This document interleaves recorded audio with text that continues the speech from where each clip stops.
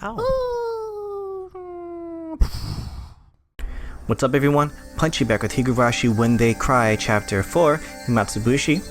As you can tell by the close-up of Rika, we're in Akasaka's in quite a predicament. We just had our fun-filled day. They showed us the magnificent view of Hinazawa, which is the main screen of the Hinazawa game, and she told Akasaka to go back to Tokyo. She shouldn't know, but like I said in the previous video, we know how sharp these people are, especially the girls are, and so let's see what's happening. You should definitely go back to Tokyo right away. If not, you will woefully regret it. The girl had been holding my sleeve the entire time. She'd been tugging at my sleeves and hurriedly dragging me over to show me this wonderful view. But this was the adorable Rika-chan, who I'd spent the entire day with. There was no way she could have been replaced with a doppelganger when I wasn't looking. She'd been holding onto my sleeve this entire time, but somehow this girl was someone other than Rika-chan. She looked like Rika-chan, but she wasn't. She was some girl I had never met before. That girl had told me in an indifferent voice that I would eventually regret coming to this village from the bottom of my heart. That would be an incredibly pathetic thing to see. So I thought I'd warn you right now. Why would I come to regret it? Oh. Yeah, she's in a weird mean face, but that's a nice shot. Stop whining. I couldn't believe that I was hearing such cold words come from Rika-chan's mouth. I said that wrong. I just couldn't believe it. Was somebody impersonating her, using ventriloquism or something? Thinking that, I wanted to take a look around, but this girl's gaze had me pinned down, making me unable to move. When you tried crossing the road, when the don't walk sign was up, did your parents finish explaining why it's dangerous before pulling you back to the sidewalk? They'd pull you back right away, wouldn't they? They'd pull you back before explaining why it was dangerous, wouldn't they? In other words, it's something like that. The girl I'd spent time with, Rika Furude, would not speak like that. She would speak with acuteness befitting her age, with brief, childish remarks, expressing her emotions honestly. She definitely wouldn't speak with such pointed words. I've warned you. Don't get the wrong idea. It's not like I'm saying this because I hate you. You don't need to tell somebody who's better off dead that they're in danger. Who are you? You're not Rika-chan.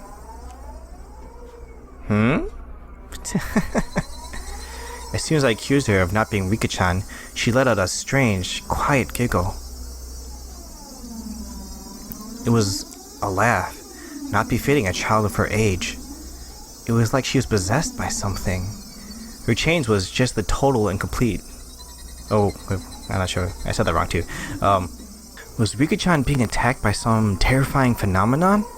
That occult idea came to mind without any sort of hesitation. Rika-chan is acting strange. Somebody, help!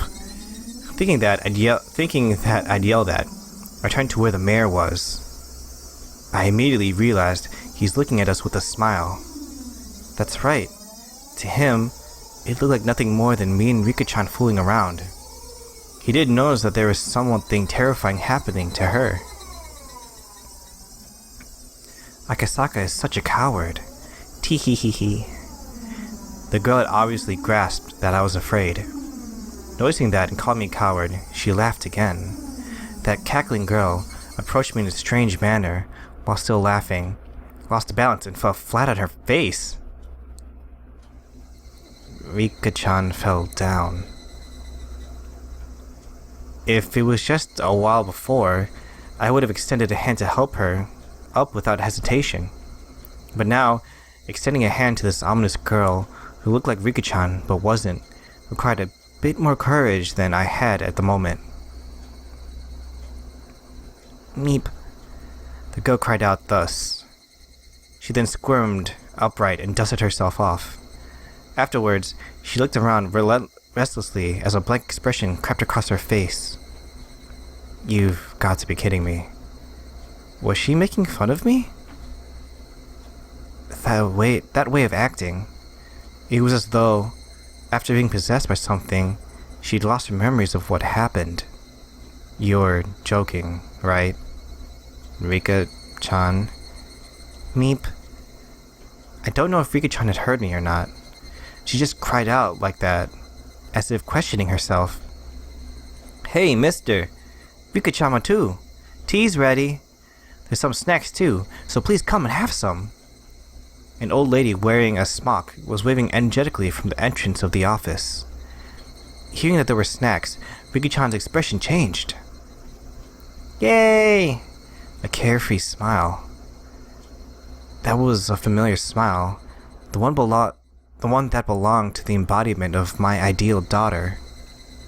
Any hint of the creepy girl that was just there, spouting sinister words, had vanished. Come on, Rika-chama. Wash your hands first. There aren't any manju here for dirty hands. I'll wash them real good. Meep. Rika-chan's responding with vigor, running off to the washing station that was along the side of the office. She stopped halfway, turning around to call to me. If Akasaka doesn't hurry up, I'll eat his share of the manju too. They're steaming fresh. People who don't wash their hands aren't allowed to eat any manju. No matter how you looked at it, that was Rika-chan. Those words and the way she said them, no matter how you heard them, they were definitely Rika-chan's. Come on now, mister. You're the adult here, so show her how it's done. The old lady urged me to wash my hands. Without any resistance, I lined up beside Rika-chan at the wash station. Splish splash. I said to Rika-chan, intent on washing her hands properly, like she had probably learned at school. Meep? Did I do something wrong? Huh? By wrong, you mean how I'm washing my hands. I only got 4 gold stickers for it. I'm probably bad at washing my hands. You're not doing anything wrong. If you're washing them that carefully, that's more than enough. But it's not, Akasaka. If you don't use a brush and clean out the dirt underneath your fingernails, you won't get a gold sticker. Rika-chan, you're very diligent. That's something to be proud of. Nipa, I was praised by Akasaka. No matter how you looked at it, it was Rika-chan. There was no trace of that girl from before. Exactly what was that sinister girl? Rika-chan, what was the meaning of what just happened now? Just now, you told me to go back to Tokyo, didn't you? Did I say that? I was at a loss for words. She didn't remember what that girl just now had said. Like, I would ever believe something as occult as that could happen. Like I would ever believe that Rika-chan could be possessed by that strange girl and say those creepy things. Rika-chan, you definitely said that. Meep. Her expression told me that, despite my saying so, she had no idea. She wasn't playing dumb. She actually didn't know. Exactly what was that just now? Just as Rika-chan had, I let a look of confusion creep across my face. The two of us, both looking like we had no idea what was going on, must have certainly been a humorous sight to behold. While partaking of tea and snacks, I was shown a propaganda film shot by the Defense Alliance that highlighted their resistance efforts. Older folks talked passionately on how long and grueling the fight against the dam was, but they fell on deaf ears. I was transfixed by Rika-chan, who had heard these stories countless times before and was nodding off. Eventually, Rika-chan noticed I was staring at her and smiled as she rubbed her eyes. That smile was Rika-chan's, after all. There was no hint of that sinister shadow. After that, my unreasonable fear of Rika-chan lessened with the passing of the time, but I could by no means forget what had happened. It eventually grew dark. The mayor said that they had prepared dinner, but I said I would come again tomorrow, and took my leave. I had to return to the hotel and follow my regular report with the section chief. I see. Well then, please come again tomorrow. If you phone, we'll send somebody to pick you up right away. I appreciate your hospitality. I'll probably come again and enjoy myself tomorrow. Yes, please do. It seems that Rika-chan has taken a pretty big liking to you. Akasaka, are you coming again tomorrow? I finish after 5th period, so if you come at around 3 o'clock, that would make me happy. Please come again. That pure smile urged me to do so. There wasn't a trace of that evil aura. Depending on what happened next, all that might end up as nothing other than my hallucination. Thinking about it logically, if the daughter of the Furude household, one of the 3 families, had taken a liking to me, then this was a strong foothold for my investigation from here on out. It was like a free ticket for a reason to visit Hinozawa. If only I could treat that little incident as a figment of my imagination, then having this girl, who is the embodiment of my ideal daughter, grow so attached to me wasn't bad either. I had successfully dove into the belly of the Onigafuchi Defense Alliance, and had the mayor as well as other important members of the alliance welcome me with open arms. This was a great turn of events. However, I still feel uneasy. Getting back to the hotel, I forced down an almost painfully cold beer until I could clear my mind. The shock from that incomprehensible, strange incident continued to torment me. Oh, poor Akasaka. I didn't know that other people outside felt the weird, strange turn. But also, Rika-chan, young age. I mean, I guess we assumed they all could do that. But man, it's weird seeing her do it. But although she doesn't, or at least the illustrations for this, she doesn't have the same, soulless glint in her eye as the others do. Alright, check out the tips. Well, I spot Mion and the doc. Or I said the doctor, but they call him... Jeez, I forgot what they call him already. I'll see. Going smoothly.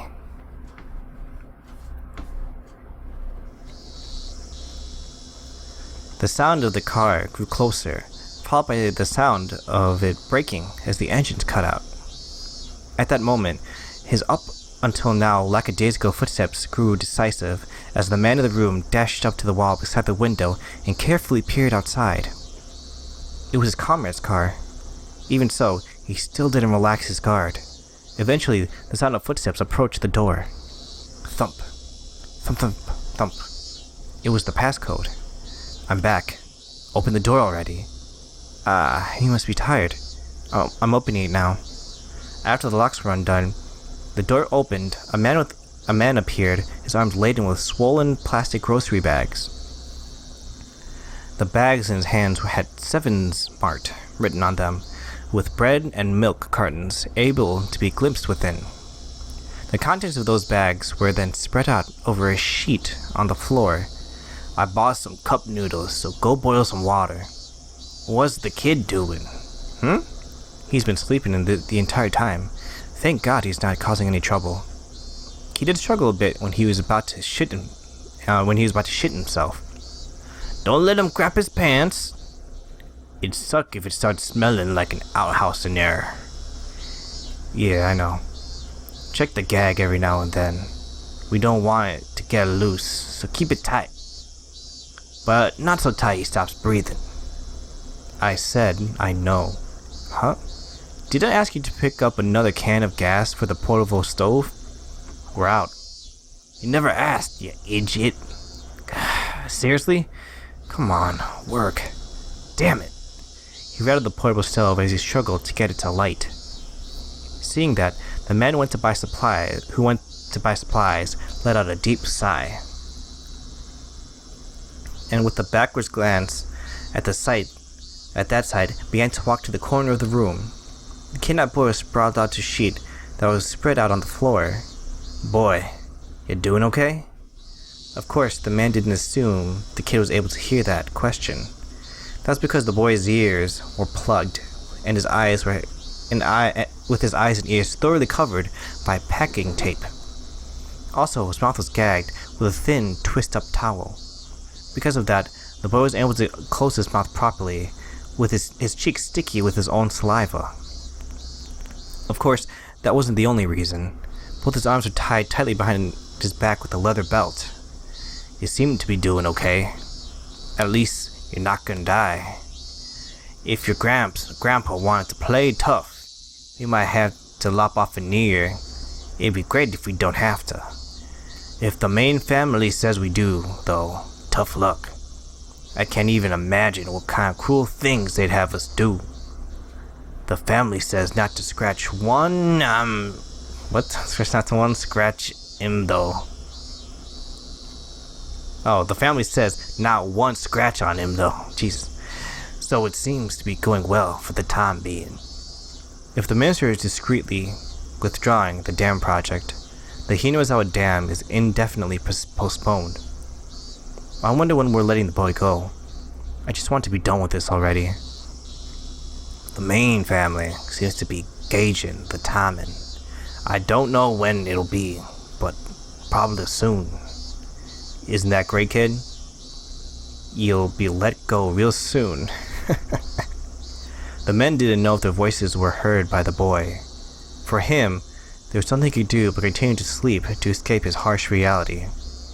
More importantly, what are we gonna do about that gas? We can't eat the cup noodles raw. If we're out of gas, say something. Jeez. Ah, the poor kid. Jeez. Alright. Why I like rainy days?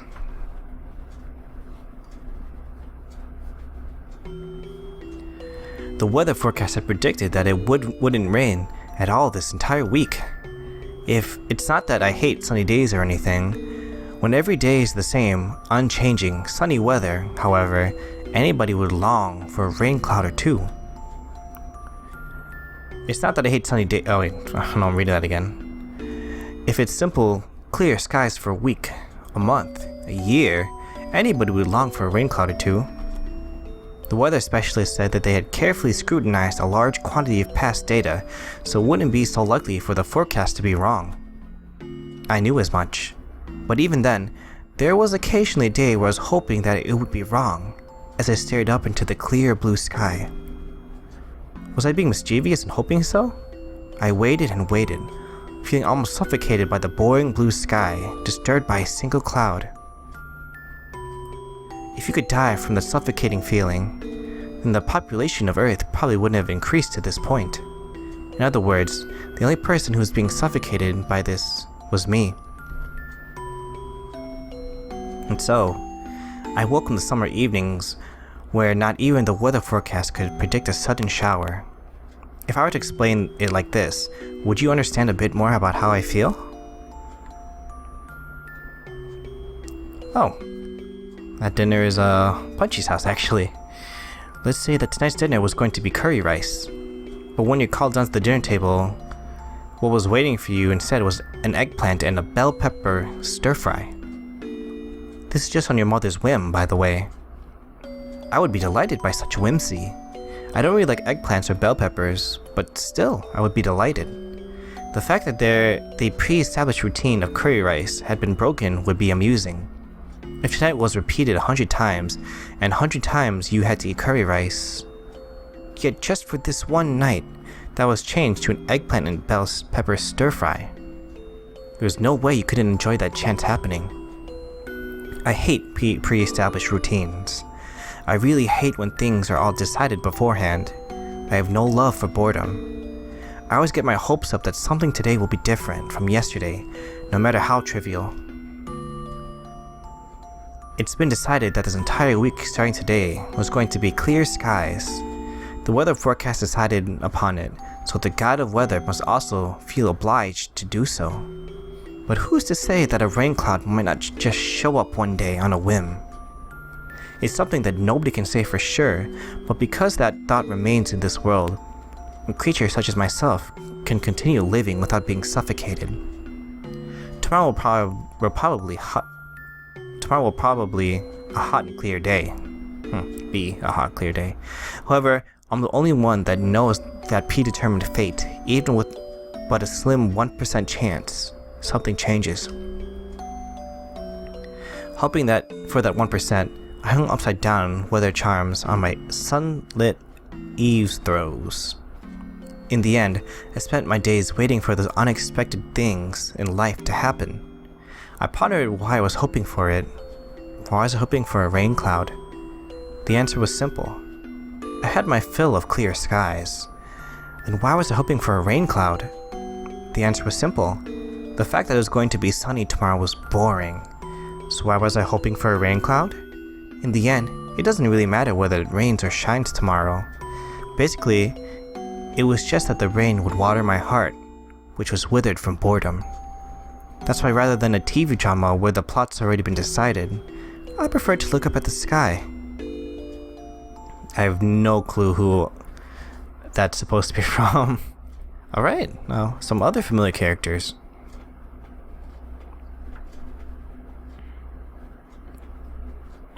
In the household, your blood pressure has improved. For you to recover this quickly at your age, I'm rather impressed. At this rate, you'll still be kicking a couple hundred more years, Oryou-san.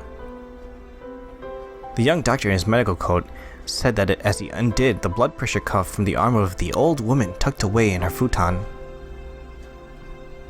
Whoa, we get a picture of her too. Although she didn't really show up that much in the previous chapters, but check it out. You've been a very good physician, Dr. Ivy. If a persistent old fart like me doesn't hurry up and die, I'll just be in the way of you young folk. Ho ho ho ho ho. The old lady, Oryou, laughed faintly with a broad smile on her face. I don't see no smile. Then turning towards the sliding door, she called out in a strong voice. Is Shimiko-san or Teiko-san there? Bring some tea for Dr. Ari. The sound of rushed footsteps from the hallway drew closer until finally the door slid smoothly open. What it revealed was a young girl. It looked like the old lady's granddaughter. Oh, adorable. Shimiko-san already left for the day. Do you need something? Mion, make some barley tea for Dr. Irie. Okay, got it. Did you want some too, Granny? Or would a black tea be better? Want lots of milk and sugar? I'll measure it out myself, so you don't have to put any in. Just bring out the sugar jar and some milk when you bring the tea. KK! Oh, cute. The girl named Mion, after giving a rather uninterested response to her taskmaster of a grandmother, returned to the hallway. Pour the doctor's tea in the cups for the guests. And make sure you bring a coaster too. Also make sure to dry out the outside of the glass, okay? Yeah. You're such a fussy pants. A tired voice waited for a reply from down the hallway. The apathetic tone of voice was far from unusual. The apathetic tone of voice. The old lady let out a wry smile. Let a wry smile slip across her face as she chided the girl. Geez, that girl just won't learn. Nothing I ever scold her about sticks. Now, Oryou-san, you don't have to say that. Mion-chan is doing her best in her own way, even though she's so young. Her mother was the same way. Couldn't teach her anything. The apple doesn't fall far from the tree. So her mother's mother must be exactly the same, no? The old lady burst out laughing. Her expression showed she hadn't taken the comment the wrong way. Dr. Irie, I'm sorry, but could you open the doors for me? It seems there's a nice cool breeze outside. The cool chirping of the Higurashi had at some point started leaking through the gap in the doorway. Irie stood up and opened the door a bit. A refreshing breeze pushed out the stale air that had built up in the room. It's gotten fairly hot during the day, but the evenings are still rather cool, aren't they? It was almost downright chilly last night. Yeah, those types of mornings and evenings are another one of Hinamizawa's fine points. Irie replied with a smile as he returned to sit on the cushion beside the old lady. And then the two of them, for a little while, soaked in the voices of the Higurashi. I'm going to try and live to 100. Until the business with the dam is properly finished, I ain't kicking the bucket just yet. To get the government to withdraw a decision they've already made is a fairly difficult thing to do. The way this country does things is like turning a millstone. A heavy one at that. A millstone? Don't you know? A millstone. I quickly affirmed that of course he knew what the old lady was talking about, for he knew full well that Oryou didn't like having her stories interrupted.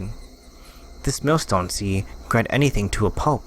It's rather impressive, but you see, it doesn't turn that easy, because it's a rather heavy millstone. Lots of people have to work in unison to get it to even budge. It's that type of millstone. Irie pursed his lips, listening quietly to what she was saying. Eventually, Mion returned with some tea laid out on a tray. Seeing that Oryou was talking and in a good mood, she quietly knelt down and laid out the sets for the barley and black tea, careful not to interrupt. That's why, when it gets going, it's not easy to stop. It takes the most effort to move it right before it starts turning. Everybody hates that, so everybody keeps pushing it along without rest. You're talking about friction, right? I get what you're saying. So in other words, if there is some sort of mistake and the millstone suddenly stops turning, to get it turning again takes a great deal of power, more or less. Certainly, to get a project that's been suspended going again takes quite a lot of work. It's a millstone that isn't easily stopped, but once it's stopped, it'll never turn again. It's that kind of millstone. It'd be nice if there was some way to get that millstone to stop, wouldn't it? When I responded with that, me and the old lady suddenly sunk into silence. Irie, instinctively thinking he had said something rude, searched in a small panic for the words to correct himself. But the silence wasn't the result of rude words. For what crept across the mion and the mion, and the old lady's faces were contemptuous smiles. Oh gosh. Oh, please don't smile. The atmosphere surrounding Irie suddenly froze, leaving him flabbergasted. Thinking that the scorned smiles creeping across both of their faces was the result of some mistake of his, he could only grow afraid. It hadn't been that long at all since he was enveloped by silence. However, unable to stand it, Irie could only let out a weak laugh. Irie's laugh eventually spread to Mion and the old lady. Not knowing exactly what they were laughing at, the laughter left a lingering chill. The only ones not laughing were the Higurashi, who continued their simple and unchanging chorus. Oh, poor coach! That's what he was called. Jeez. Oh, I guess this looks like I remember that Mion look. I never seen Irie like that, so I guess that was before those are the Steam textures, sprites, I should say. Anyway, well, I think that's a good place to stop. That's a good place to stop. Sorry for my stuttering, if you guys have probably noticed that I occasionally get. Not sure what Akasaka's gonna do now. He encountered the scary part of Rika, because I mean we should just assume that everyone in Higurashi in Hinamizawa has that kind of scary part of them, especially those four, like the four kids specifically. Hopefully he'll be okay. I mean, we kind of know he's okay because this is a flashback, and he's the one who started the story, I believe. But I just want him to get to his wife and child. That's all I want. Anyway, thanks for watching, guys. Please like and subscribe, and I'll see you next time. Bye-bye.